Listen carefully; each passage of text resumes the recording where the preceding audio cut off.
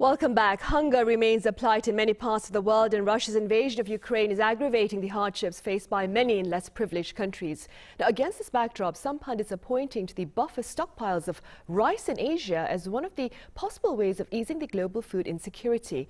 For more on this, I have Professor Jisang Yu at Kansas State University joining this talk live. Professor Yu, it's a pleasure to have you with us. Thank you for having me. I also have Professor Soon Byung-min at Chungnam National University live on the line as well. Professor Soon, it's also good to have you with us. Thank you for having me. Right, Professor Yu, I'll start with you then. Let's begin with a few words on the current global food status. How severe is the situation, Professor Yu? So one of the places to start this conversation is to look at how expensive to get food commodities from the global market. So one number to look at is a food price index of Food and Agriculture Organization. So that number has been increasing starting 2020. And in 2021, it's roughly 26% higher than that of 2020. And another 13% went up since the beginning of this year. So to give you some perspectives on this is roughly similar to the rate of increase in 2007 and 2008 food price spikes. Another thing is we want to also look at how expensive to produce these commodities, and fertilizer prices one place to start. And that has been also going up since 2020, but more rapidly since the Ukraine-Russia conflict, which is about 30% higher since the beginning of the year. So basically, things are quite alarming in a way that the getting food from global market and producing food domestically in any countries are going to be expensive.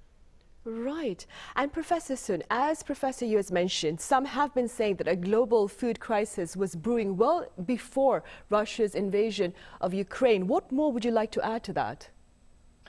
Thank you for your question. I agree that we are already facing on the high possibility of global food crisis. There are two factors why I agree with that. Before Russia's invasion of Ukraine, many experts argue that the supply chain disruption by COVID-19 and abnormal climate change could lead to rising global food prices. For example, we already saw that because of a hiking of a confirmed case of COVID-19, it affected the business supply chain and operations. I think that this supply chain disruption is not back to normal yet. And second, we are facing on extreme weather. For instance, the Euro area faces on deadly heat wave. Therefore, European countries which mainly export grain have difficulty to produce their commodities. And also in South and North America, these continents are major crop producers such as wheat, corn, and soybean.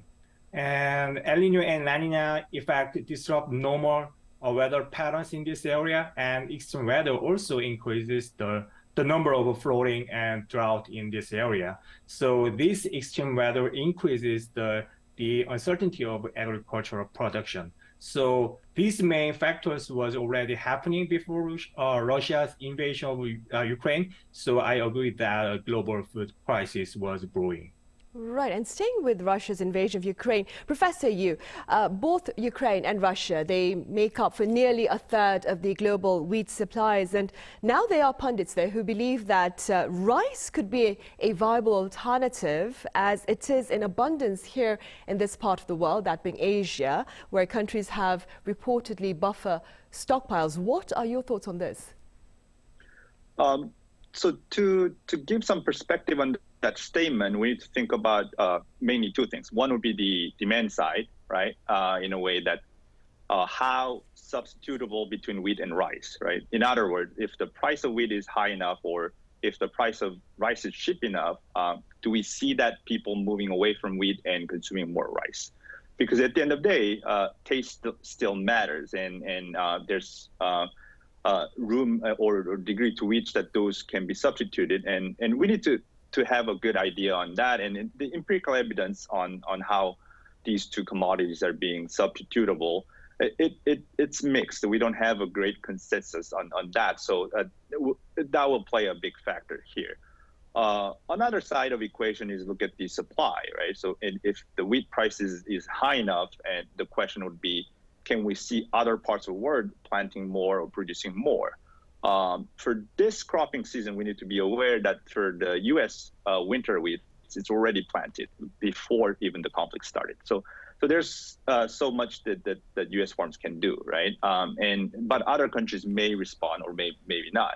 So degree to which that the farms in the globe and the way that they respond to this price spike would also affect the possibility of rice being a solution to this.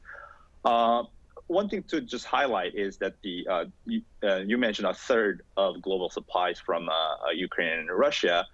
So that's the amount that's been traded. If you look at the production, global production, the share is a little bit lower than that. So we have to think a little bit carefully on this. And final thing I want to mention is the buffer stock that South Korea has or other countries in Asia has. That's also a result of some policy supports, right? So if we think about rice as a long-term solution to be solving the wheat price spike, we have to think about the cost of production of rice. Right, we do. And keeping that in mind then, Professor Soon, what can you tell us about South Korea's rice inventory and where does the country stand in terms of self-sufficiency with regard to food? Yes, rice is a staple food in South Korea and many farmers still plant rice. Therefore, rice inventory in South Korea was around 2 million tons on average between 2014 and 2017. This amount is larger than the FAO recommended inventory level for stable food.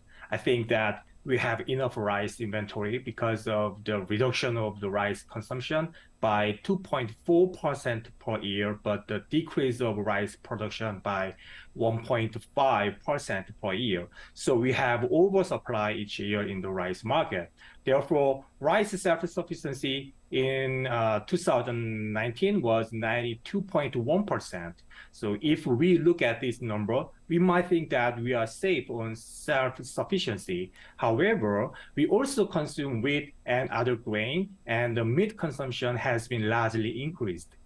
Even though we have high rice self-sufficiency, food self-sufficiency was 45.8% and grain self-sufficiency was 20.2% in 2020. And also corn and wheat self-sufficiency was just 0.5% and 0.7%. Because grain, except for rice, is very important in South Korea, and most grains are relied on the importation. So we have to concerned about the self-sufficiency with regard to food. Right, of course we do. Professor Yu, now this may be taking it a bit far based on what you told us earlier, but there are fears that taking heat off the wheat market and redirecting it to the rice market may in fact trigger a crisis similar to that of the 2008 food crisis. First then, for the sake of our viewers, could you tell us a bit about the causes of the food crisis back in the year 2008? And secondly, do you believe a similar scenario may unfold this time around?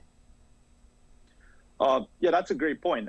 So the reasons or there are possible reasons that researchers and economists believe that caused the 2007 and 2008 price spikes. So I'm just going to name some, which will be energy price increases, rising demand for biofuel because of U.S. policy changes, increasing demand for meat and feed, weather shocks like drought, and finally financial speculation that traders believe that commodity price will go up, so they did speculative investing on commodities as well. So all those things together triggered the spike in mostly wheat and corn. And then to fuel that increase, the price increase in wheat triggered the rice price increase.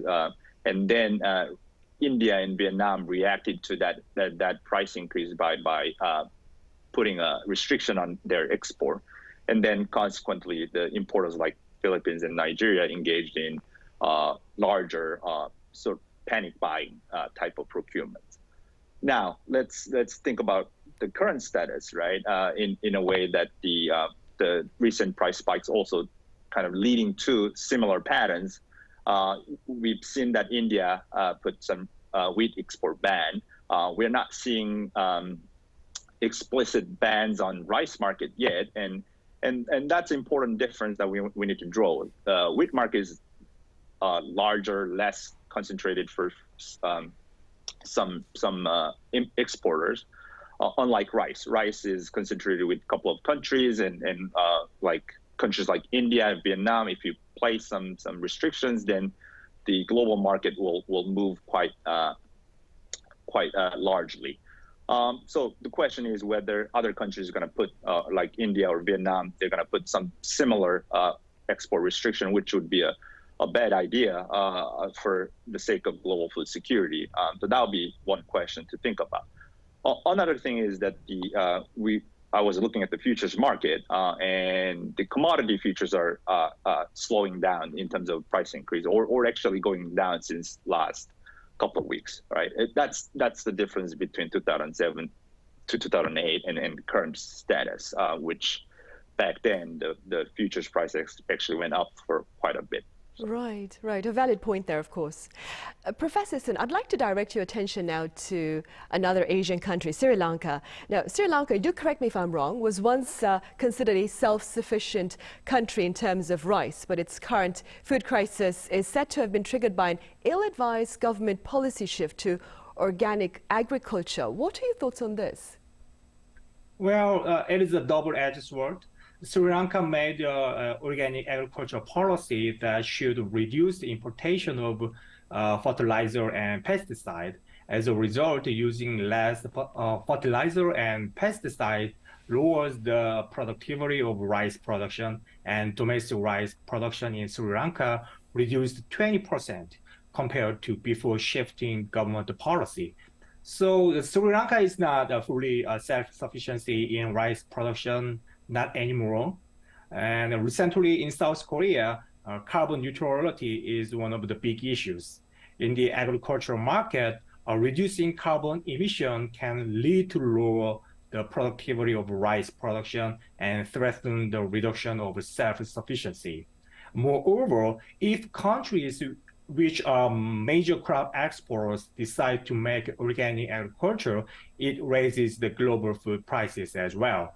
So when you think about the environmental impact of government policy changes in agriculture, we also think about the response of self-sufficiency to government policy changes. Right, I see. Professor Yu, neighboring Japan is poised to pledge to assist Africa to double its rice production on the continent, that is, to better respond to the global food insecurity amid Russia's invasion of Ukraine, of course. Do you see such efforts as perhaps easing the plight of people there in Africa? Again, so I'm going back to my earlier point. It's about the demand, right, and the taste.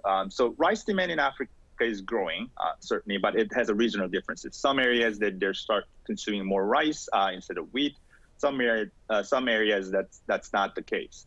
So that will be the key aspect that we need to consider. Other thing is the crop suitability. Rice in Africa is mostly grain-fed, unlike Japan or South Korea or India, in that sense that they're mostly irrigated. And also in terms of rice yield, in various places in Africa, yield hasn't been growing that fast. So the question here is that such investment or assist in terms of rice production can increase the rice productivity in Africa, or even with those investments, if the crop is not that suitable, that might not work. So Africa is a big continent, so we have to think about which areas or which regions that can deal with better with a better technology. Or rice is just not very suitable in many places in Africa. So that, but again, there's a trade-off between thinking about and investing in the R&D for rice productivity growth in Africa versus supporting them to have a better market accessibility and import a cheaper rice from the globe. Right, and keeping in mind what Professor Yu has just said, Professor Soon, what do you propose can South Korea do to better assist than its counterparts in Africa and beyond, of course, with regard to food security? As Professor Yu said, South Korea also contributes to support through the United Nations World Food Program to reduce the food crisis in Africa countries. Last year, South Korea contributed $1.2 million to provide humanitarian activities for food crisis for Ethiopia, Nigeria, Madagascar, South Sudan, and Burkina Faso. And also South Korea government also provides international agricultural cooperation project to Africa countries to share Korea's successful experience in agriculture and support the development of farming. Since Africa countries are more suffered from severe food crisis due to conflict, climate change, and the COVID-19 pandemic. So I think that we need to provide more humanitarian assistance to them. Right, and speaking about humanitarian assistance, Professor Yu, some scholars say that the International Monetary Fund or the World Bank, essentially regional multilateral development banks, should step in to tackle the global food crisis. What are your thoughts? I agree. There's certainly that the roles of these multinational or regional agencies or organizations or banks are important. And especially they're important in a way that there are roles or actions that they can do that the private sectors or single government cannot do. For example, creating a better trade environment that make transaction costs cheaper. That's what the international organization can do. Other thing is innovation, R&D in a global scale. And so technological development for agriculture production. And I'm aware that they do fund those projects, and they also do fund projects that builds better infrastructure, and they also engage in multinational conversation to have a better trade environment as well. So certainly agree that those agencies and organizations should do those actions, and I believe they're working on that. Right. And Professor Soon, prospects with regard to food security next year apparently look bleaker than they do this year. Do you share this grim outlook? And if that is the case, what do you propose to address this dismal reality? Yes, I think that we have four main drivers of global food insecurity, such as COVID-19 pandemic, Russia's invasion of Ukraine, economic slowdown, and extreme weather. First, the COVID-19 prolongation would affect global food system. Therefore, we are trying to cooperate the global supply chain to operate the global food system. And second, Ukraine plays a major role in the global food market. So if Russia's invasion of Ukraine keeps going on, the global food security will be affected. Moreover, economic slowdown will reduce global consumption, and less developed countries would face on hunger. Therefore, we provide more humanitarian assistance to reduce global food insecurity. Lastly, we also think about extreme weather conditions that would affect agricultural production. The extreme weather condition makes agricultural production uncertainty in the future. Therefore, we have to monitor weather condition preemptively to produce agricultural production, and we should have international cooperation on climate change. Right, we should. All right, Professor, so thank you very much for your time and your thoughts. And Professor, you're over in the US. Thank you very much for your insights today. Thank you. Thank you very much.